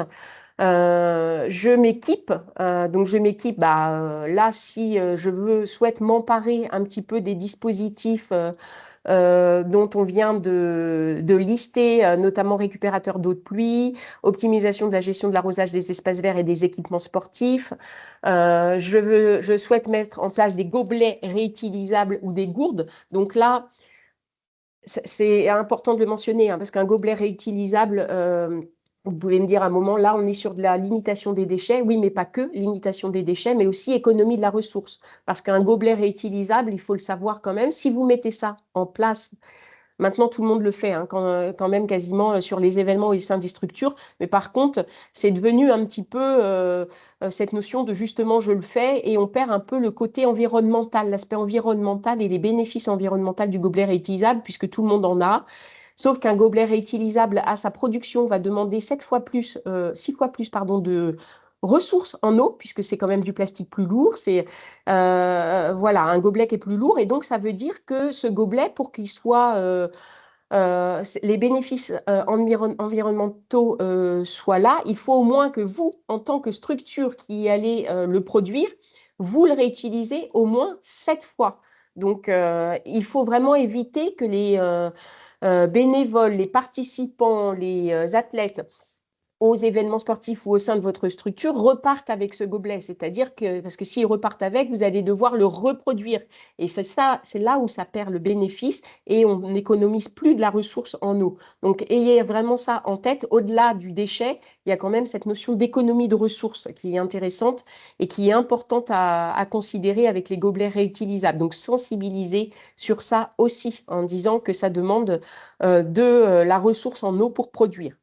Je fais du réemploi, donc là c'est pareil, hein, ça revient un petit peu à des changements de comportement dans les consommations pour changer aussi donc les modes de production, hein. Je privilégie la seconde main pour le textile, comme ça je vais économiser de la ressource en eau pour les équipements sportifs de ma structure, de mon club.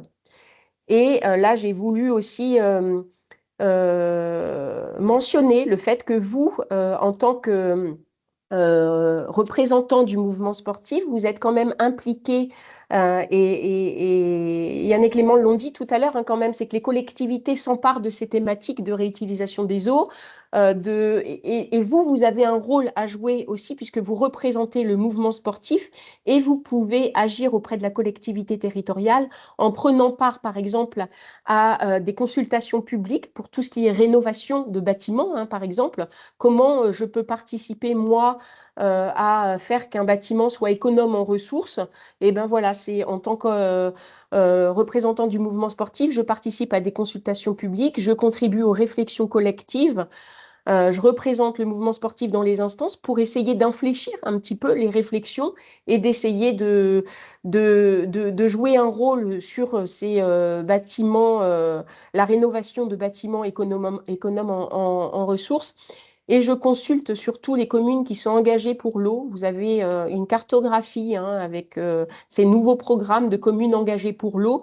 Donc vous aurez un lien ici, là, je l'ai mentionné pour dire que vous avez peut-être votre commune qui est engagée et qui fait des actions et dont vous pourrez prendre part. Donc voilà pour ce petit focus structure. Des exemples d'outils, je l'ai remis, mais j'espère maintenant que voilà, vous le savez, hein, ce dispositif des rampes à eau qui est pardon, développé soit par les gestionnaires de l'eau, hein, Eau du bassin rennais en met à disposition, Eau du Ponant va certainement y aller aussi si ce n'est pas encore fait. Il y a les citernes dont je parlais tout à l'heure, hein, ces petits aussi les water trucks, ces véhicules mobiles qui peuvent être mis à disposition dans le cadre de vos événements. Le Cross Bretagne a des rampes à eau, a 2 rampes à eau que vous voyez un petit en photo là, donc ça vous explique un petit peu comment ça peut être utilisé et raccordé à l'eau pour voilà, économiser la ressource. Important d'avoir aussi une personne qui soit soit sur le poste rampe à eau pour gérer tout ce qui est fuite, tout ce qui est perte et gaspillage d'eau, ou alors en tous les cas avoir de l'affichage pour l'utilisation de ces rampes à eau. On peut même mettre un débitmètre pour essayer de comprendre un petit peu comment je consomme, puisque on peut, c'était intéressant aussi tout à l'heure de ce que Clément, je crois, a dit, c'est les subventions de l'agence de l'eau. Certes, c'est la sobriété. Ils vont regarder un petit peu, donc faire un état de vos consommations et de voir comment vous êtes sobre en consommation d'eau, plutôt que de subventionner des structures qui n'auraient pas fait déjà cette démarche d'état des lieux et d'essayer de comprendre où je consomme et comment je peux réduire ma consommation. Donc voilà, vous pouvez mettre sur ces rampes à eau ou en tous les cas calculer, faire de la collecte de données sur ce que vous consommez. Des vidéos, une vidéo action inspirante, notamment sur les rampes à eau. Donc là, toujours pareil, un événement qui a mis ça en place et qui a pris le temps d'expliquer techniquement comment il l'a géré, humainement comment il l'a géré aussi. Alors quand je parle humainement, c'est cette relation avec les bénévoles pour expliquer aux bénévoles comment ça fonctionne, mais aussi que les bénévoles soient sur le poste pour expliquer aux usagers, donc que ce soit athlètes, donc là on voit la photo, c'est plutôt les athlètes qui sont concernés en zone de ravitaillement, mais aussi expliquer au public, parce que les rampes à eau peuvent être installées pour les publics, comment ça fonctionne. Des fiches actions qui sont focusées un peu sur les économies et le non-gaspillage de l'eau, mais également la réduction du nombre de bouteilles plastiques sur l'événement. Donc tout ça, ce sont des exemples d'outils qui sont à disposition auprès du CROSS. Donc n'hésitez pas à me contacter. Sur la sensibilisation, c'est pareil. Là, j'ai trouvé intéressant de vous mettre des derniers outils un peu qui sont aussi émergents en ce moment. C'est tous ces ateliers fresques qui sont des ateliers participatifs et qui fonctionnent assez bien. On a la fresque du climat, la fresque de l'événementiel, du numérique, de la biodiversité, etc. Il y a la fresque de l'eau qui est existante et la fresque de l'eau junior, donc là pour des publics plus jeunes, donc pour sensibiliser aux enjeux liés à l'eau et à notre impact, nous, en tant que humains, citoyens, nos impacts au quotidien sur cette ressource. Et dernièrement, il y a cette BD de Christian Baudu qui a fait le scénario et Julie Wo sur le dessin et les couleurs. La BD L'urgence de l'eau qui dresse un état des lieux sur la ressource de l'eau et son avenir en Bretagne. C'est des outils de sensibilisation qui sont très récents là, voilà, et qui voilà, ça me tenait à cœur en tous les cas de vous les transmettre parce que je trouve que ce sont des outils de sensibilisation qui, au-delà de l'affichage, voilà, ont des formats différents et qui peuvent attirer voilà, de nouveaux publics sur cette sensibilisation.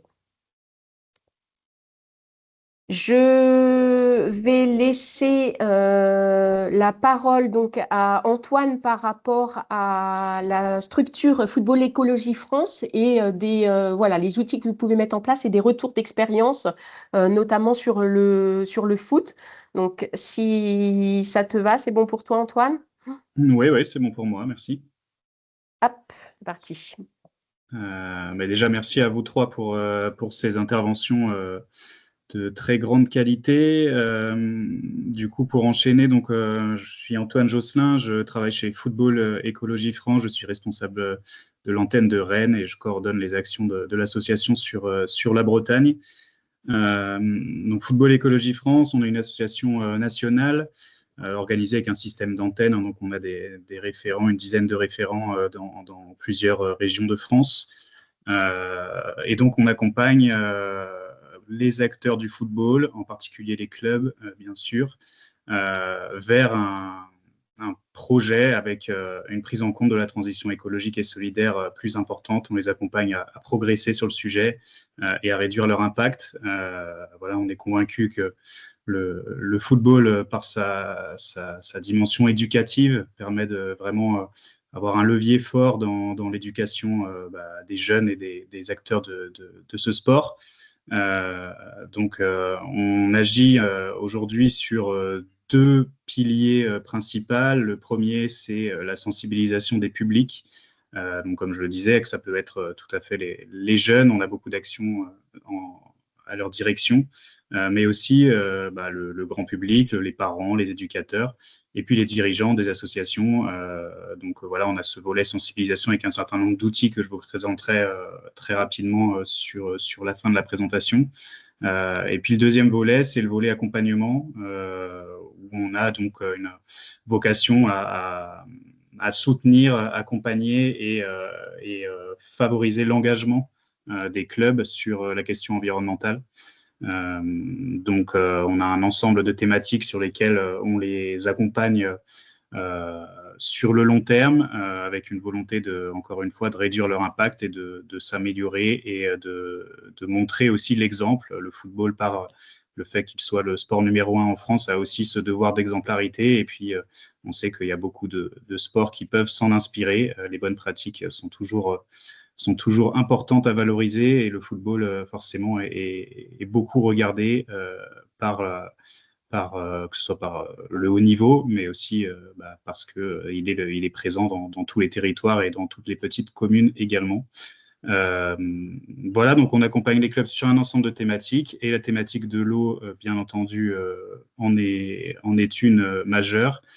Tu peux passer la slide, hein, Célina, c'est des éléments de présentation de l'association que vous pourrez retrouver. Donc la thématique de l'eau chez FEF, comment ça se prononce, globalement, l'idée, c'est qu'on essaie d'apporter des solutions concrètes aux clubs pour justement gérer leur consommation. Le premier constat, il est parti de la question des bouteilles en plastique, hein, tu l'évoquais, Célina, tout à l'heure. Les bouteilles en plastique, c'est le déchet qu'on retrouve le plus autour des terrains de football.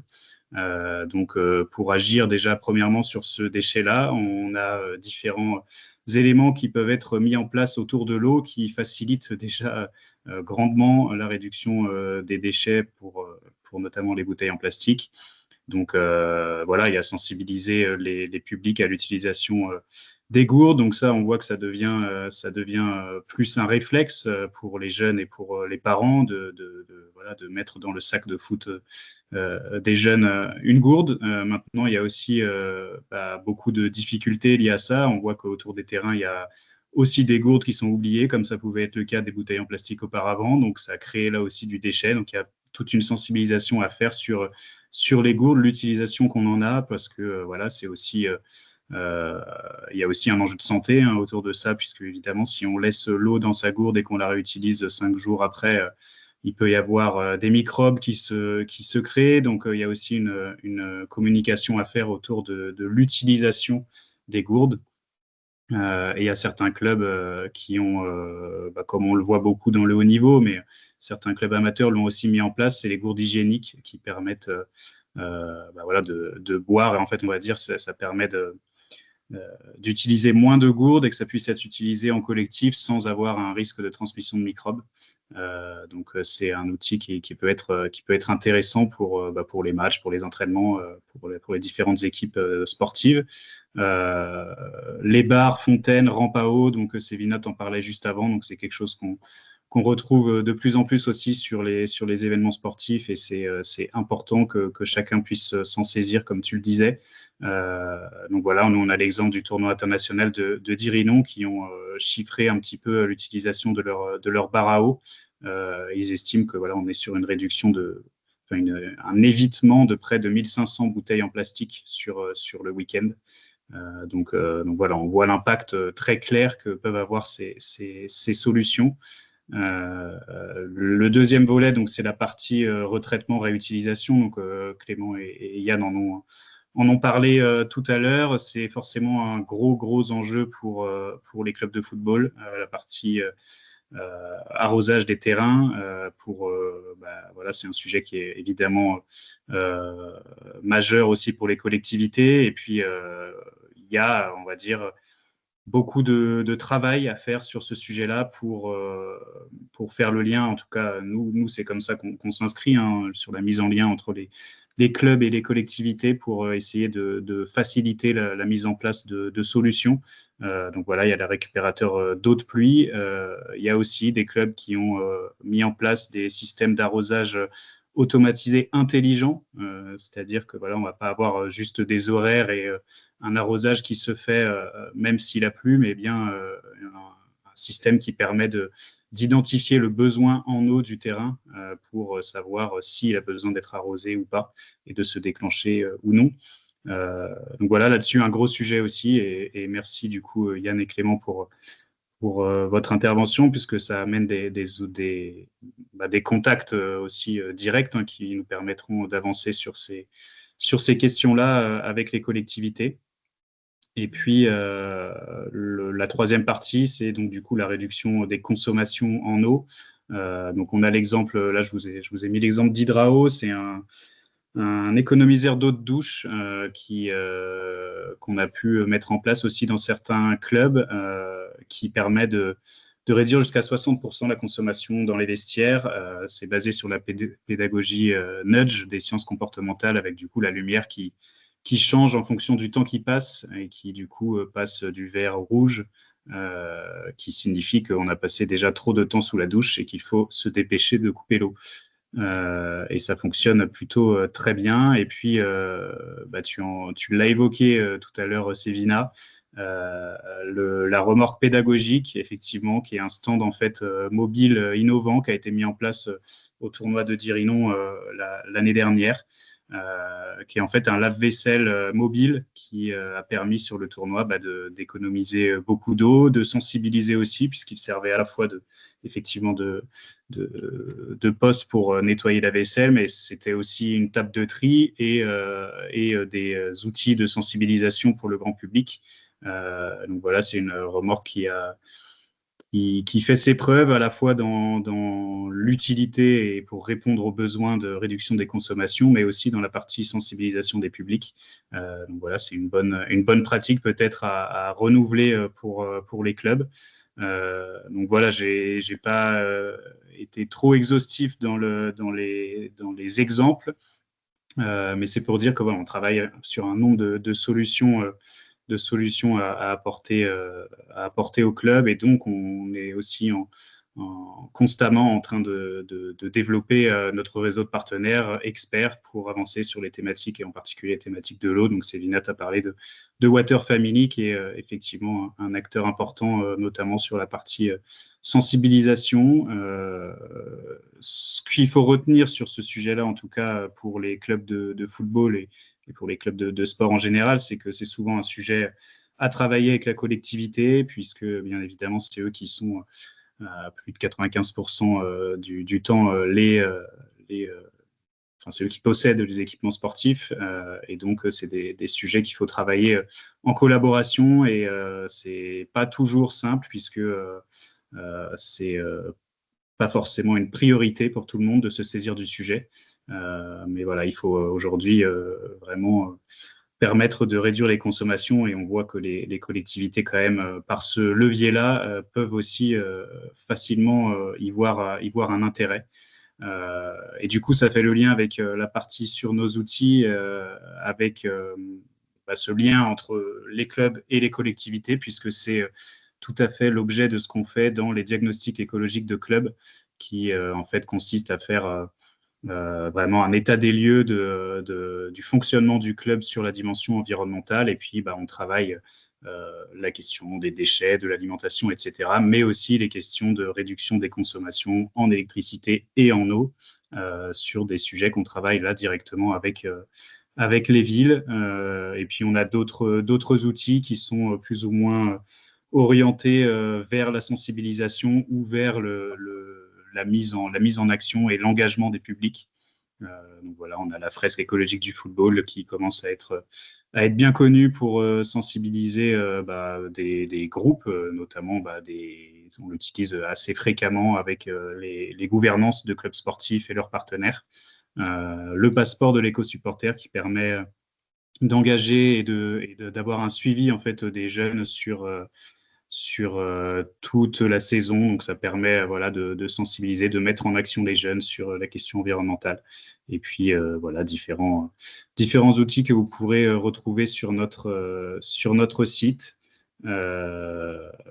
Donc, voilà pour nous. Et n'hésitez pas à nous contacter, bien sûr, si vous avez des questions ou des solutions pour qu'on puisse travailler ensemble sur le sujet. Merci Antoine. Je ne sais pas s'il y a des questions juste pour revenir sur l'exemple que tu donnais du tournoi international de Dirinon avec sa remorque lave-vaisselle. Juste pour faire un petit focus sur ça, c'est un projet que le tournoi avait. Ils ont obtenu les financements via un appel à projet Impact 2024. C'est une remorque donc le tournoi international de Dirinon, ils sont basés à Dirinon, donc près de Brest, et ils mutualisent, ils peuvent mutualiser. Donc je ne sais pas si voilà, il y a des événements ici qui sont concernés, mais en tous les cas, ils peuvent mutualiser cette remorque. L'idée, c'est ça, ils l'ont vraiment bien décrit dans l'appel à projet Impact 2024. C'est vraiment on met à disposition cette remorque que l'on a construite avec un prestataire, etc., mais qui serait disponible pour d'autres événements du territoire. Et il me semble qu'il y a également ce même type de remorque, donc toujours dans le 29, mais c'est Finistère Nord, avec les communes du G4DEC, donc 4 communes qui sont impliquées dans l'économie circulaire. Et c'est Pays Bigoudin, c'est Finistère Nord. Alors, je n'ai plus le nom des 4 communes, je suis désolée. Mais en tous les cas, je pourrais voilà, vous donner l'information. Et de mémoire, ils ont aussi ce type de remorque qu'ils peuvent mutualiser avec les événements du territoire pour pouvoir sensibiliser sur l'économie de l'eau. Est-ce qu'il y a des questions pour Antoine?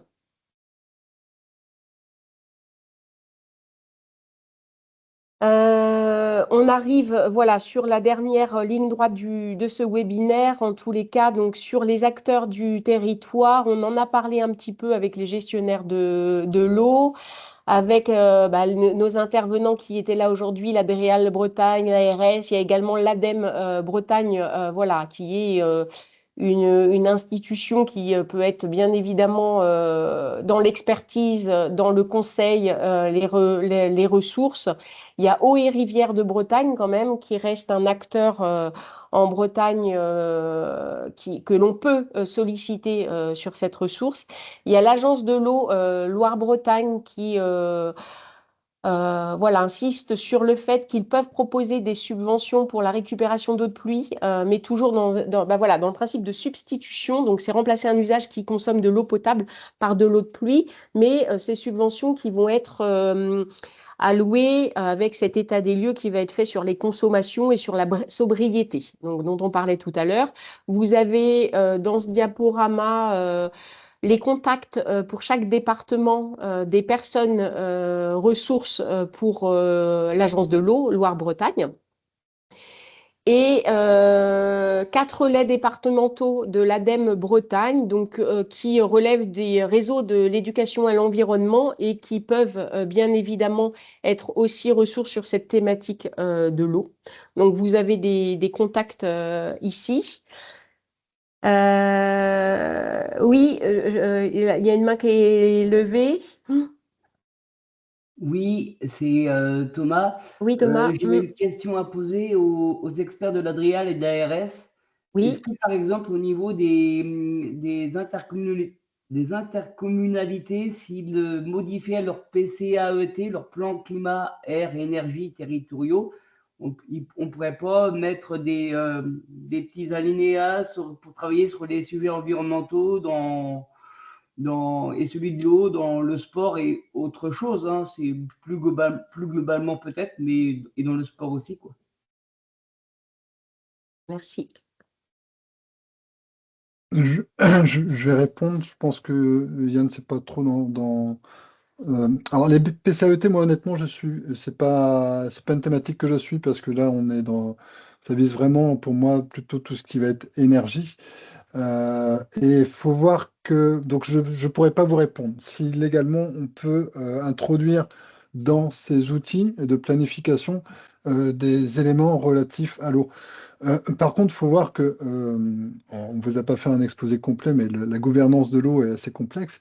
Et au niveau territorial, on a des schémas d'aménagement et de gestion des eaux qui peuvent réfléchir justement à un partage de l'eau, à des économies d'eau qui vont être réalisées. Et ça se traduit à l'échelle d'un bassin versant hydrographique.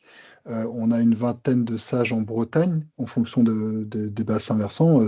Si on prend le secteur, je ne sais pas sur quel secteur vous êtes, Monsieur Louis, mais secteur 35, on a le grand bassin versant, le Sage de la Vilaine, qui prend en compte tout le cours d'eau de la Vilaine. Bon, bref.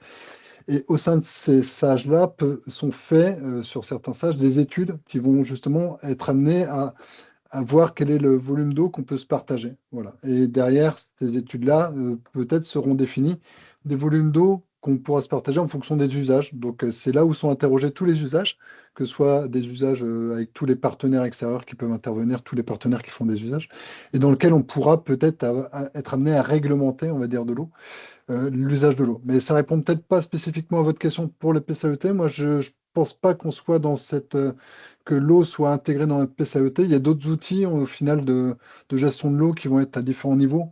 Et c'est notamment les sages qui portent la gestion de l'eau à l'échelle d'un territoire. Autant pour moi, je m'étais trompé c'était le sage, ouais. C'est ça. Oui, d'accord. Et je Ok. suis sur Vitré, Châteaubourg. C'est pour ça. Vitré-Châteaubourg, donc sage Vilaine, ouais, Vilaine Amont. En plus, il y a une étude HMUC qui est lancée là-dessus. Après, dans la traduction, ce matin, moi, j'étais à un colloque justement sur l'aménagement et l'eau. On voit qu'il y a des liens qui sont faits. Les PLU doivent être compatibles avec les SAGE, avec le SDAGE, qui est l'échelon, on va dire, de bassin un peu plus haut. Mais on voit que la compatibilité n'est pas toujours exhaustive et qu'il y a encore des améliorations à avoir et que c'est sur le long terme qu'on intégrera au final. La conclusion de ce matin, c'était de dire qu'au final, ces projets d'aménagement, ils prennent de plus en plus en compte l'eau à travers l'usage de l'eau au niveau du territoire, au niveau de l'aménagement. Donc là, c'était un aménagement, une zone d'aménagement typiquement, mais bon, ça traduit quand même le fait que les PLU, donc les projets en termes d'urbanisme, intègrent de plus en plus ces notions-là, mais qu'il y a encore du chemin à faire et que ce sera sur le long terme où à terme, on voit que ça se recoupe au final les enjeux aménagement et les enjeux eau et les uns vont vers l'autre et inversement. Donc j'espère qu'à terme, ce sera bien pris en compte, mais pour l'instant, on travaille dessus. Merci. Merci. Donc voilà, on termine ce webinaire. Je vais pas, j'en ai parlé tout à l'heure, donc je ne vais pas revenir sur l'accompagnement du Cross Bretagne, hein, le dispositif Dioren. Donc il y aura des liens sur ce diaporama où vous pourrez aller regarder pour celles et ceux qui ne sont pas encore signataires de la charte pour bénéficier d'un accompagnement, donc et faire partie du réseau Dioren pour un sport breton responsable et durable. On a vraiment la volonté, hein, aujourd'hui, il y a 63 événements qui sont signataires. On avait vraiment la volonté, dans le cadre de ce réseau, dont des événements sur ces 63, il y en a vraiment une quinzaine qui sont quand même proactifs. Donc, je tiens à les remercier. Et d'ailleurs, ils sont là à cette visio. Donc, en fait, c'est ça, c'est de se dire...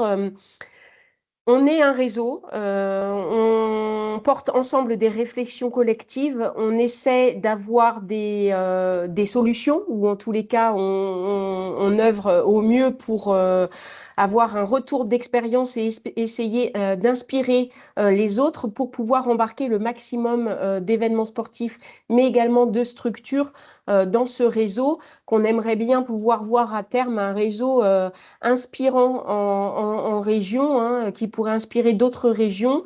Et d'où cette notion, j'en reviens un petit peu à cette notion de collecte de données, parce qu'à un moment, pour pouvoir montrer l'exemple, il faut collecter de la donnée, pouvoir calculer notre impact que l'on génère et surtout calculer cette réduction d'impact grâce aux efforts que vous fournissez grâce aux conseils, aux retours d'expérience. Donc voilà, d'où l'importance d'œuvrer en ce sens pour le réseau Duren, qui est un dispositif quand même qui est aujourd'hui reconnu de nos partenaires. Donc on a un financement Agence nationale du sport, la Dragès et la région Bretagne.